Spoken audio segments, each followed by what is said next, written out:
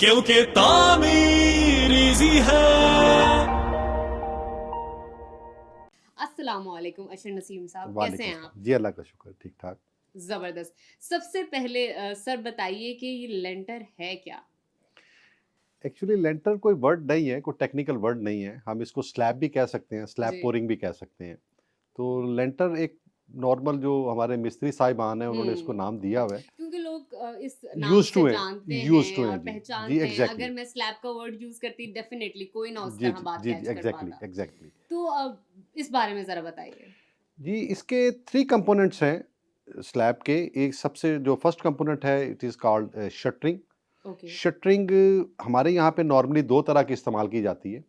एक शटरिंग जो normally wooden planks लोग इस्तेमाल करते हैं और वर्टिकल प्रॉप्स यूज़ करते हैं जिसको हम बल्लियाँ कहते हैं। Okay okay. और दूसरी शटरिंग जो है उस वो स्कैफोल्डिंग पाइप्स पे और उसके ऊपर आप स्टील प्लेट्स भी यूज़ कर सकते हैं और उसके ऊपर आप प्लाई भी यूज़ कर सकते हैं। लेकिन सर हम अमूमन देखते हैं कि जो घर के लिए कंस्ट्रक्शन की जा रही है उसमें जिस तरह आपने कहा बल्लियां यूज की जाती हैं, बहुत कम स्टील का काम किया जाता है, ऐसा क्यों?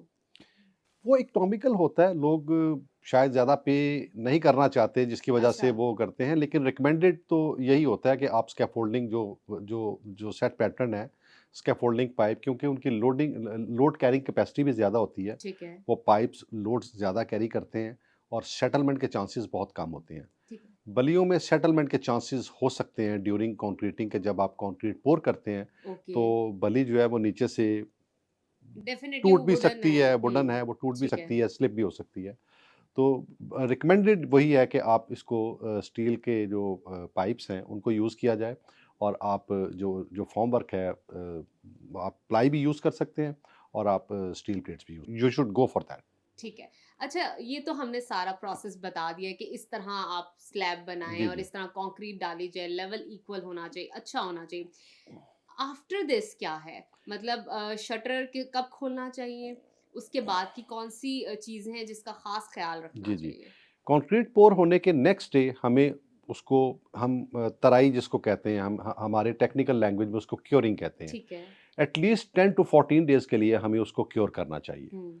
पानी से। ख़ास तौर पे जिन दिनों में टेम्परेचर्स बहुत ज़्यादा राइज़ कर जाते हैं उन दिनों ओके। में क्योरिंग का बहुत ख़्याल रखना चाहिए। सही। और शटरिंग खोलने के लिए 10 टू 14 डेज़, 14 डेज़ के बाद आपको फॉर्मवर्क रिमूव करना चाहिए, हम्म। क्योंकि 14 डेज़ में ऑलमोस्ट 80% स्ट्रेंथ गेन हो चुकी होती है कंक्रीट की।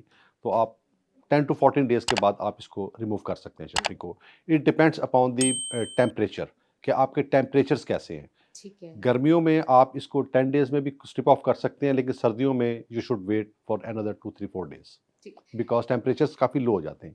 ज़बरदस्त। और आज मैंने बहुत सारी चीज़ें सीखी हैं, मैंने सीखी हैं तो डेफ़िनेटली हमारे नाज़रीन ने भी थैंक यू। सीखी हैं। Thank you so much sir for joining us. और उम्मीद है आपको अच्छा लगा होगा आज का ये सेशन, जहाँ पे हमने आपको बताया कि लेंटर ये कोई वर्ड नहीं है, ये स्लैब है और किस तरह ये बनाया जाता है, इसका फ्रेमवर्क कैसा है। और अगर इसके अलावा भी आपके कुछ सवालात हैं तो आप कमेंट कर सकते हैं इस वीडियो के नीचे और तामीर इजी की वेबसाइट भी विजिट कर सकते हैं। तब तक दीजिए मुझे इजाजत। अल्लाह हाफिज।